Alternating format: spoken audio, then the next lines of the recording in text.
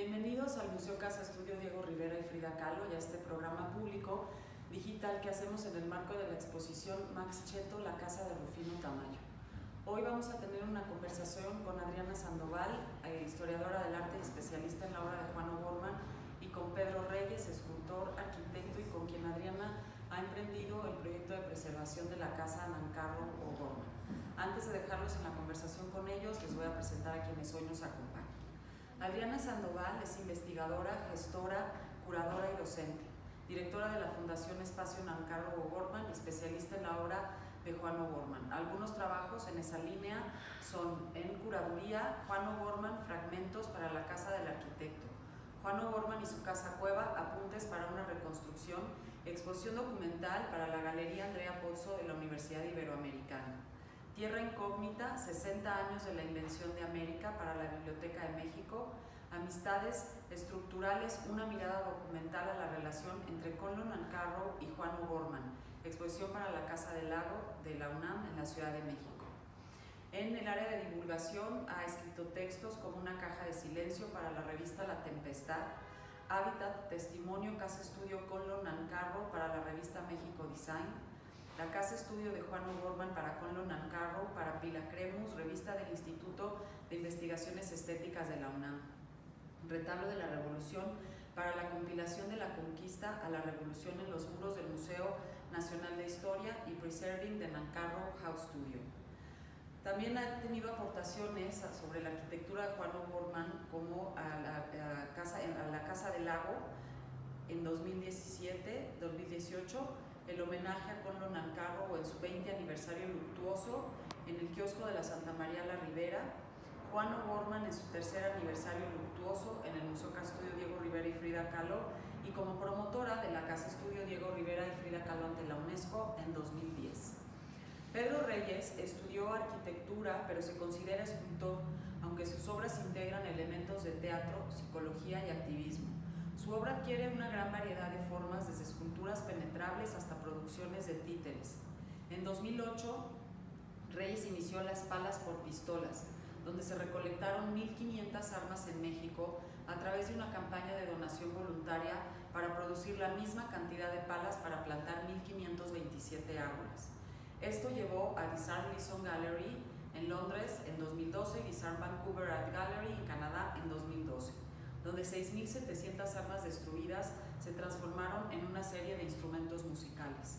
En 2011, Reyes inició Sanatorium, una clínica transitoria que brinda tratamientos cortos e inesperados que mezclan arte y psicología. Originalmente encargado por el Museo Guggenheim en la ciudad de Nueva York, Sanatorium ha estado en funcionamiento en Documenta 13, en la Whitechapel Gallery, en The Power Plant Toronto y en Oca, Sao Paulo. En 2015 recibió la Medalla de las Artes del Departamento de Estado de Estados Unidos y la beca de la Fundación Ford. A finales de 2016 presentó Democracy, una instalación teatral inmersiva encargada por Creative Time. Ocupó un puesto de académico visitante en el Instituto de Tecnología de Massachusetts durante el otoño de 2016 y realizó su residencia en el cast del MIT como artista visitante distinguido de Dasha Sukova inaugural.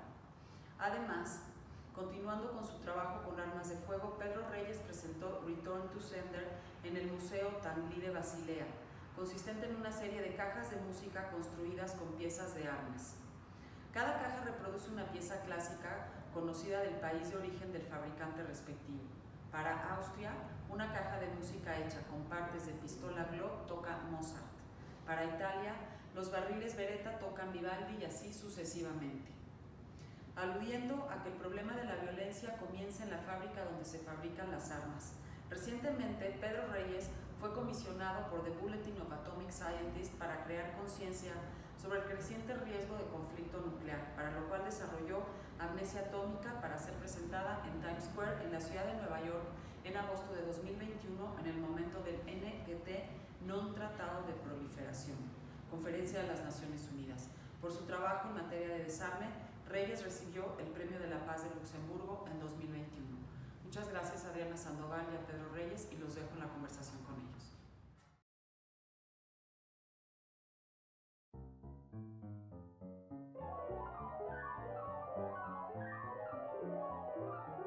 Estamos en el espacio Nancarrow O'Gorman, una casa que Juan O'Gorman diseña para el músico Conlon Nancarrow, uno de los músicos más importantes y más innovadores del siglo XX, el cual llega a México después de haber participado en la Guerra Civil Española como parte de la Brigada Lincoln, y al ser comunista, en lugar de regresar a los Estados Unidos, donde no era bienvenido, encuentra acogida en México y se pone en contacto con la escena cultural de ese momento.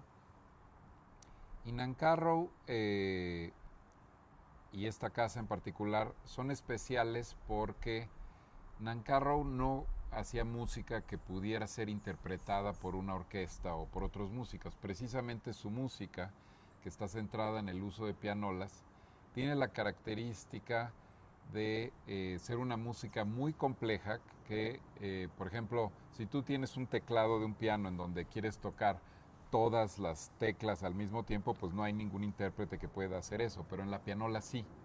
Es decir, que la pianola libera a Nancarrow de los límites de la interpretación, y eso lo lleva a desarrollar una música muy matemática, muy elaborada, pero también en donde puede él incorporar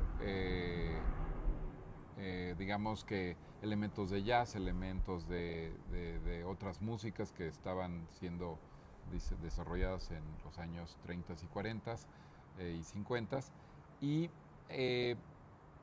para efecto de poder hacer esas composiciones, él genera un estudio. De hecho, uno podría argumentar que este es el primer home studio, o sea, el estudio de un músico que vive encerrado en su cueva, en donde genera esta música, y es una característica que llama mucho la atención, que este espacio tiene una geometría en donde es trapezoidal, es decir, porque cuando tú tienes muros paralelos, las ondas sonoras rebotan.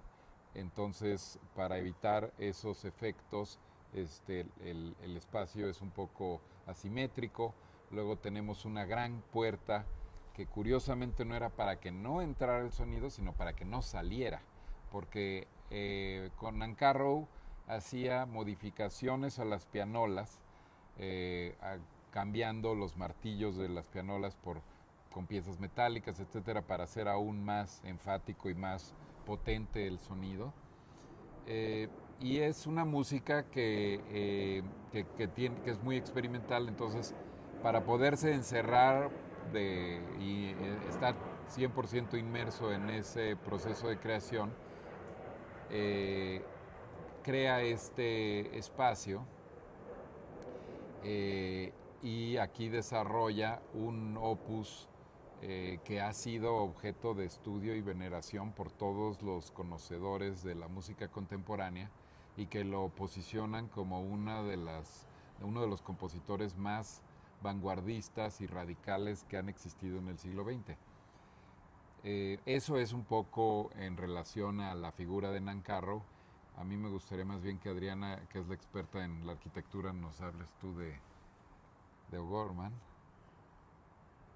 Bueno, pues a partir de lo que cuenta Pedro, creo que es muy fácil hacer un nexo con Juan O'Gorman, específicamente en este espacio, porque Juan O'Gorman hace una casa para Conlon Nancarrow, y con la complejidad de la que nos está hablando Pedro, pues nos imaginaremos el reto que implicó para Juan O'Gorman elaborar un espacio que no es un espacio solamente habitacional, sino es un espacio de producción.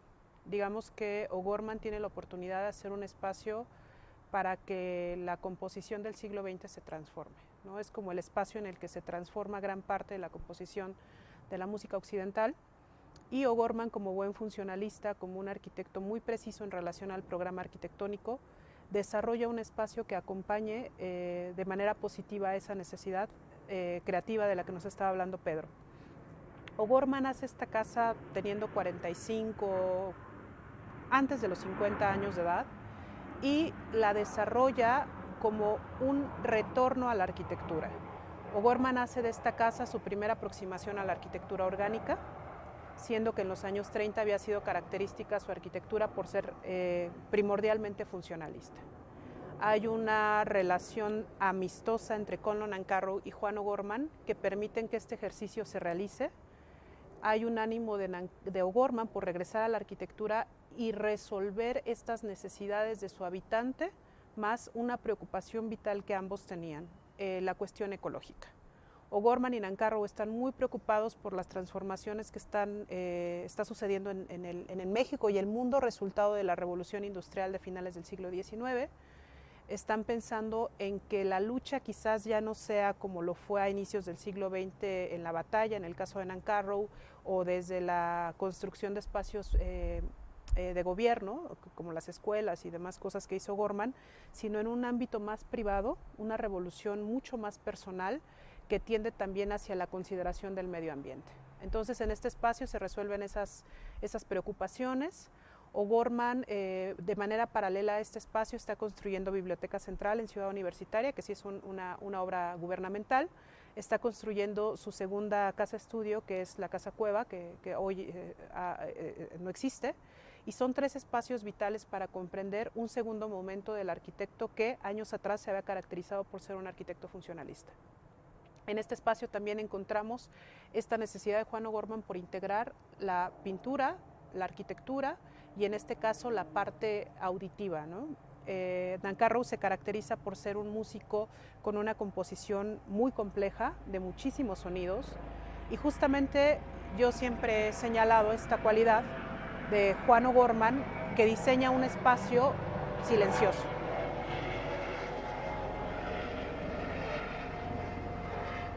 Un espacio profundamente silencioso justamente para acompañar este trabajo sonoro de su amigo Conlon Nancarrow. ¿Qué más podría decir de Juan O'Gorman? Partiendo de este espacio, es un sujeto hiper mega comprometido con su tiempo, preocupado por lo que había dejado la Segunda Guerra Mundial en un contexto internacional, un hombre que está por abandonar la arquitectura, de hecho hace Biblioteca Central y se olvida de la arquitectura, aunque en este espacio también tenemos una casa habitación que construyó en los años 70 con apoyo de alumnos de la ESIA, que hizo como regalo de bodas para Conlon Nancarrow cuando él se casó con Yoko Sugiura, que esa es una construcción muy poco conocida y que también se encuentra en este espacio, pero no fue tanto una solución arquitectónica como arquitecto, sino como amigo que resuelve la necesidad de habitación de Conlon Nancarrow. Y bueno, pues eso yo creo que es lo que se podría decir de Juan O'Gorman, derivado de este espacio en el que estamos.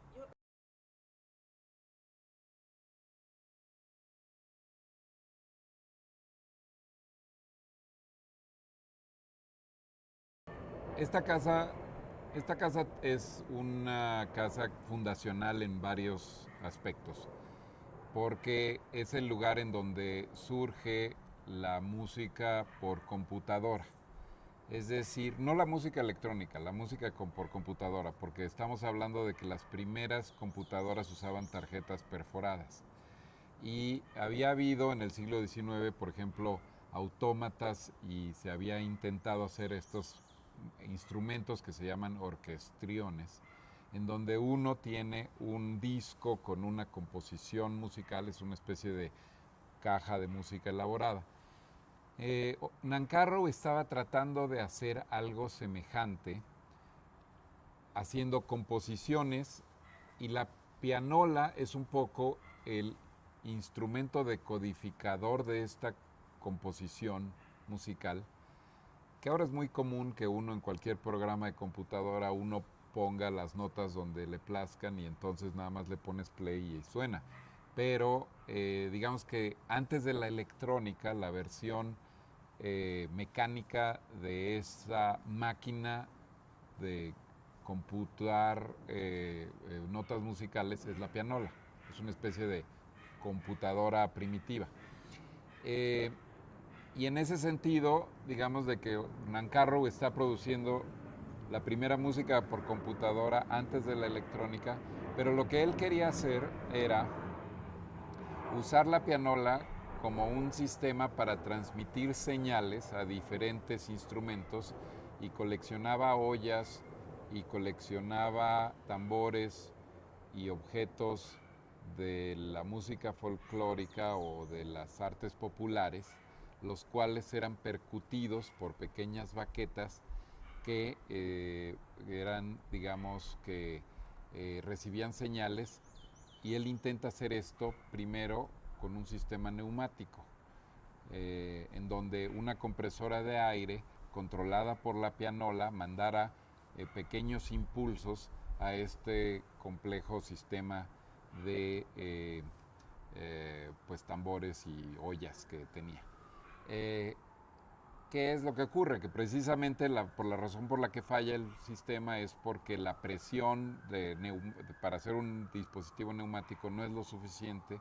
Eso es muy fácil de resolverlo con solenoides electrónicos, pero no existían aún. Entonces él está imaginándose esta música que ahora estamos acostumbrados a oír, que es la electrónica, pero antes de que hubiera esa presencia de la electricidad. Lo que es muy interesante es que el concepto de color está presente tanto en la música como en la pintura, y que si uno piensa en, por ejemplo, la paleta pétrea que usa O'Gorman en sus petromosaicos, que también es una especie de conexión con el mundo prehispánico, folclórico, etcétera, de que reúne una paleta explorando todo el territorio nacional para juntar estas piedras, y un poco también lo que está haciendo Nancarrow en cuanto a recopilar elementos tanto físicos como compositivos de la música. Hay un interés utópico, sinestésico, organoléptico, de incorporar y ampliar las herramientas de composición más allá de las convenciones de la época.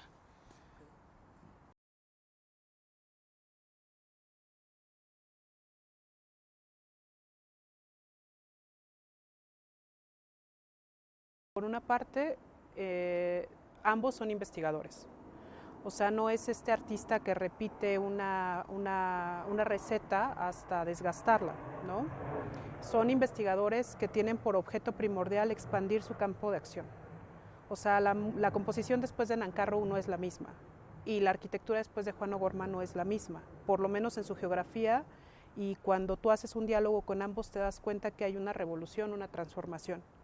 Esta transformación en el caso de ambos autores es de carácter técnico. La técnica es su mejor aliado para expandir su espacio de acción. Muchas veces se dice que el arquitecto funcionalista no tiene nada que ver con el arquitecto orgánico, pero la técnica arquitectónica de O'Gorman jamás está ausente. La técnica es el pie seguro que tiene O'Gorman en la tierra para poder dar el siguiente paso, que es el vacío, que es la improvisación, que es la investigación, que es llegar a espacios enunciativos, narrativos, enunciativos que no existen, ¿no? Yo creo que en ese sentido Pedro puede decirlo mucho más, o ya lo dijo mucho mejor en el caso de Nancarrow, y en el caso de O'Gorman, pues el mejor ejemplo de este ejercicio tan valiente es la casa cueva, porque la casa cueva no se construye con un plano previo. La casa cueva es un ejercicio de improvisación. De hecho, a O'Gorman, cuando se le observa en la casa cueva, se le puede observar no solo como arquitecto, sino como escultor, porque de una cueva va generando una casa habitación, y eso es una cosa maravillosa. No es que tú tengas el plano, el terreno plano más el plano y construyas, acabas derivando, como si fueras esculpiendo del aire una casa habitación, y eso solo se puede hacer a través de la técnica. Entonces no hay esta separación. Y otra cosa que es también muy importante en relación a los paralelismos, yo he hecho una investigación sobre cómo fue que se pudieron haber conocido Conlon y Juan, y al parecer fue a través de Diego Rivera. Al parecer el enclave de esta relación amistosa fue con Diego Rivera vía Annette Nancarrow, porque Annette Nancarrow, la esposa de quien fuera esposa de Conlon Nancarrow, era ayudante o aprendiz de pintura de Diego Rivera. Entonces es muy probable que Annette le haya presentado a Conlon a Diego Rivera, y que Diego Rivera entonces a Juan, y entonces ahí es tentativamente lo que yo creo que pudo haber ocurrido para esta relación amistosa, que además, regresando a los paralelismos, pues eran dos hombres muy críticos. Nancarrow había combatido en la guerra civil, pero O'Gorman también había hecho una crítica a los regímenes de Hitler y Mussolini.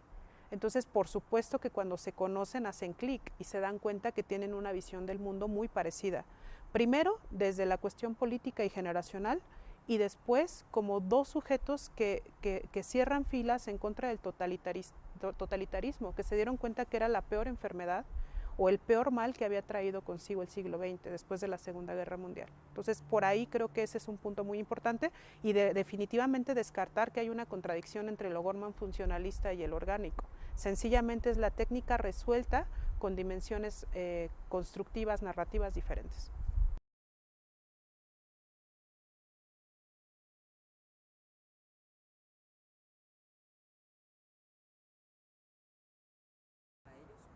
Totalmente. Nancarrow, bueno, esto lo podrá platicar más a detalle Pedro, pero esta es una casa que da testimonio de eso. O sea, en esta casa se resuelve una revolución para la composición, por lo menos de la música occidental, y para O'Gorman la primera piedra, siendo muy figurativos, en relación a todo un proceso que va a llevar consigo, por ejemplo, Biblioteca Central, que son 4,000 metros cuadrados, regresar a la arquitectura después de que él ya no encontraba esa manera de dialogar con su tiempo, y sobre todo un amor, una admiración profunda a su amigo Conlon, ¿no? que fue una admiración y un amor que duró hasta el final de sus días.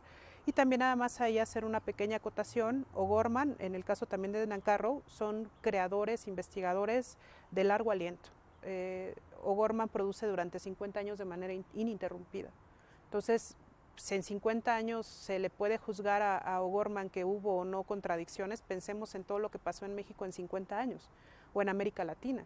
Entonces, esa es una situación que cuando uno se aleja un poquito de la obra, un poquito del personaje, puede observarlo con mayor dimensión. Pero regresando al tema de la revolución o la transformación, este es el sitio en el que Nancarrow la realiza y no sé si Pedro nos pueda platicar un poco al respecto. Bueno, yo creo que digamos que uno de los cambios fundamentales del estilo de O'Gorman, del funcionalismo al estilo orgánico, es precisamente un interés por la arquitectura regional, ¿no?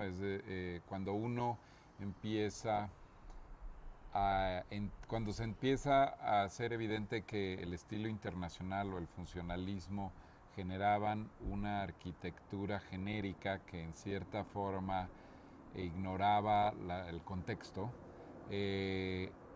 eso se empieza a resolver en donde empieza a haber esta integración de un vocabulario y de una paleta de materiales que emergen propiamente de la tierra y que además también hay una subversión del racionalismo, ¿no? Es decir, el surrealismo del factor Cheval lo impacta mucho y de hecho dedica la Casa Cueva a él, que tiene que ver también con una pues rebelión contra la idea de progreso y de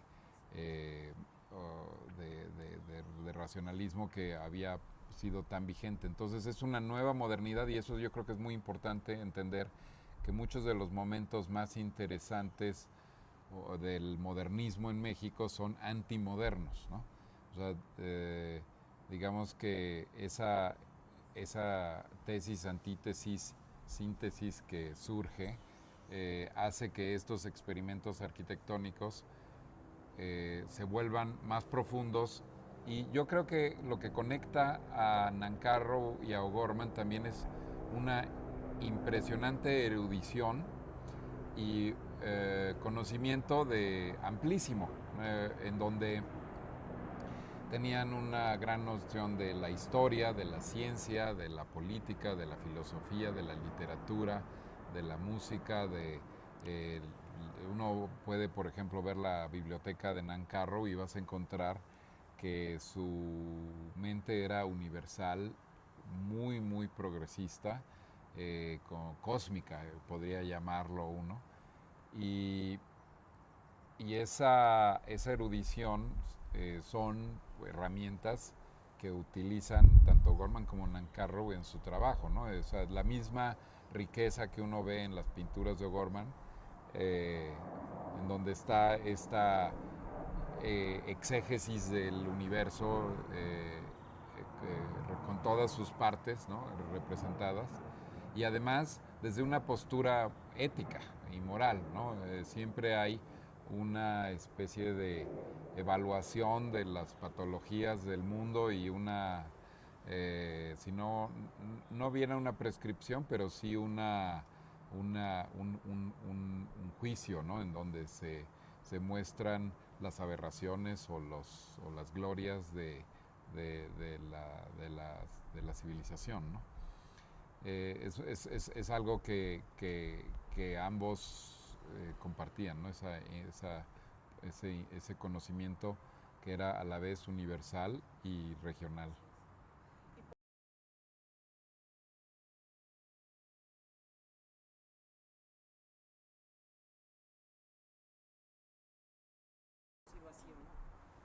Pues mira, afortunadamente en recientes fechas O'Gorman ha sido una personalidad, un sujeto de mayor visibilidad, ¿no? Después de Toyo Ito, O'Gorman logra una visibilidad internacional que quizás no había logrado décadas atrás. O'Gorman muere hasta cierto punto en el olvido y O'Gorman pertenece mucho a su tiempo. O sea, O'Gorman es muy primera mitad del siglo XX. Y después de eso, los cambios que vinieron detrás de lo que fue Segunda Guerra Mundial, etc., pues creo que lo invisibilizan un poco. Tener la certeza así clara de la importancia de Juan O'Gorman para generaciones posteriores, pues del caso que yo tengo más conocido y más cercano es Javier Senocén, que es un maravilloso arquitecto, que además tiene una concordancia con el tipo de carácter y el tipo de humanismo que tenía Juan O'Gorman. Y bueno, O'Gorman también fue profesor, fue el fundador de la ESIA junto con su profesor José Antonio Cueva. Entonces, tienen indirectamente este legado de generar todo un plan, todo un proyecto para formación de ingenieros arquitectos, de la que pues han egresado una cantidad impresionante de profesionales en el ámbito. Yo podría pensar en ese legado en relación, por ejemplo, a la arquitectura, ¿no? Porque como pintor y como muralista, bueno, pues como muralista se dedicó, para él el muralismo tenía que ver con la educación de las grandes mayorías, ¿no? Él no era trágico, no era teatral, era más bien documentado, narrativo, porque lo que quería era que el muralismo sirviera como un medio para educar. Juan siempre tuvo una necesidad de servicio muy profunda, ¿no? Por eso las escuelas primarias. Y yo pensaría en uno de los excelentes y mayores ejemplos de esta continuidad del pensamiento, de la sensibilidad, del servicio en Javier Senocén, y gracias afortunadamente también a muchos chicos que ahorita nos acompañan o que siempre han estado, que están súper interesados con O'Gorman, ¿no? Que se emocionan, que lo revisan, que lo quieren conocer y que le están dando lecturas nuevas. Y yo creo que es un momento muy interesante en la fortuna crítica de O'Gorman, ese ánimo de los jóvenes por impulsarlo, ¿no? Y bueno, Biblioteca Central, ¿cuántos no queremos y amamos ese espacio, ¿no?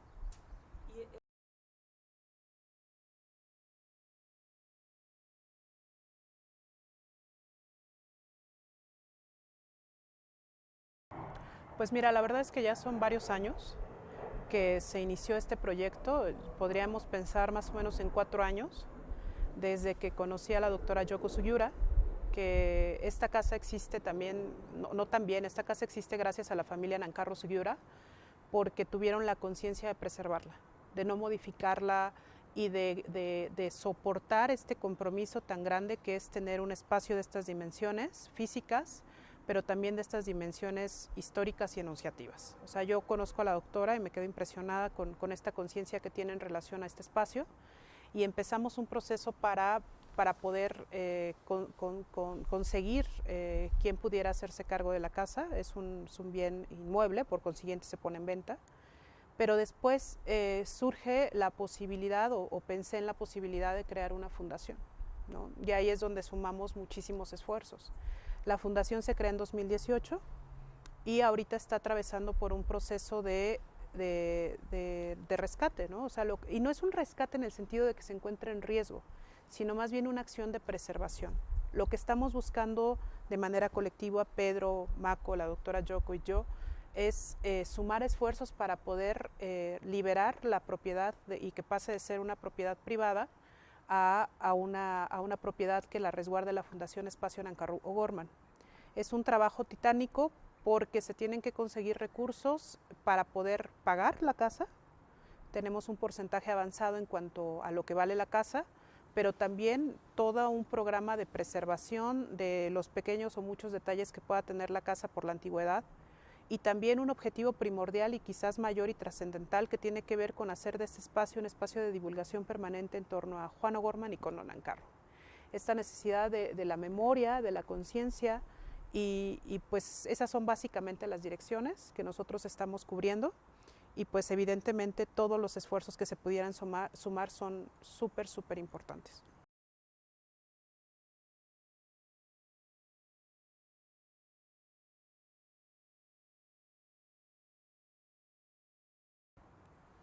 Bueno, la casa conserva, digamos que mucho de su fisionomía, casi la totalidad de su fisionomía original íntegra, y no solamente eso, sino también, digamos que herramientas, la biblioteca, la fonoteca de Conlo Nancarrow.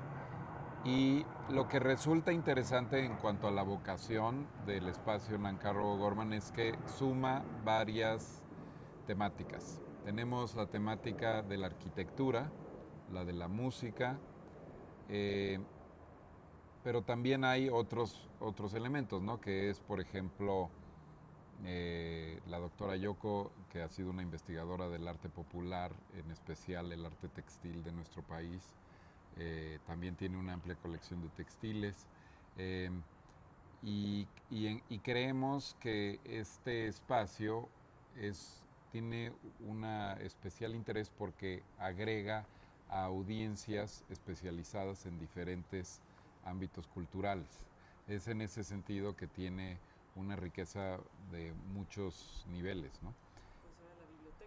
Sí, y lo que es muy impresionante, por ejemplo, de la biblioteca y fonoteca de Conlo Nancarrow, la cual hemos, digamos que, facilitado el acceso a libros y discos eh, que están guardados aquí, es que, por ejemplo, Nancarrow, pues, eh, tiene la colección más sofisticada y más preciosa y rara que existe de grabaciones de música contemporánea del siglo XX. Es decir, que tienes discos de Ligeti, de Stockhausen, de Cage, muchos de ellos que los mismos músicos le hicieron llegar a Nancarrow, porque este es un circuito muy pequeño, pero muy conectado a nivel internacional, en donde tú mencionas el nombre Nancarrow y es o desconocimiento absoluto o veneración total, ¿no? Quien allá está familiarizado con su obra, Nancarrow se vuelve un dios. Entonces, se vuelve algo muy especial poder compartir ese acervo, sobre todo eh, porque también queremos celebrar el interés de las personas que ya se hicieron sensibles a este legado. Y, esas virtudes o esas riquezas no tienen sentido si no se comparten. Y en ese sentido hemos hecho actividades en donde invitamos a personas a que usen la biblioteca, la conozcan, y también se desarrollen actividades en torno a la obra de Nancarrow. Ha habido artistas en residencia, como por ejemplo actualmente está Amor Muñoz, que ha hecho obras en relación a Nancarrow. Como artista del arte electrónico, entiende la relevancia que tiene Nancarrow en ese aspecto fundacional de la cibernética aplicada al arte. Y bueno, o sea, tenemos todo un programa de actividades futuras que vamos a seguir haciendo en torno a estos diferentes ámbitos.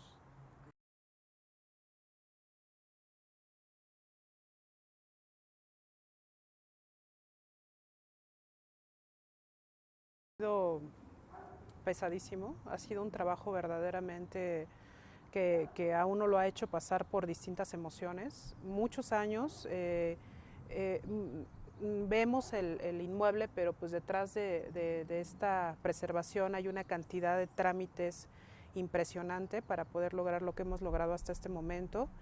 En ese sentido es complicado. En relación a la sensibilidad que hay en torno a estos espacios, ahorita tú estás comentando gente, autores bien significativos que yo he llamado como de un México oculto, ¿no? Hablas de Geritz, hablas de O'Gorman y podríamos hablar de otros tantos que tenían una visión muy distinta del México de los años 60 y que ha caído en el olvido, y que justamente por eso este tipo de iniciativas locales, pequeñas comunidades que se organizan para resolver este tipo de necesidades, es que está siendo la vía como más inmediata para poder actuar.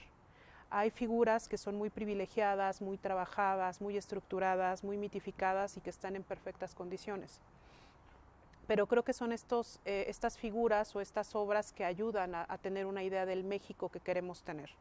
En el caso de Nancarrow, en el caso de Geritz, en el caso de O'Gorman, es un México oculto que se caracteriza por la inteligencia, por la crítica, por la libertad, y que justamente se convirtieron en sectores incómodos para su tiempo.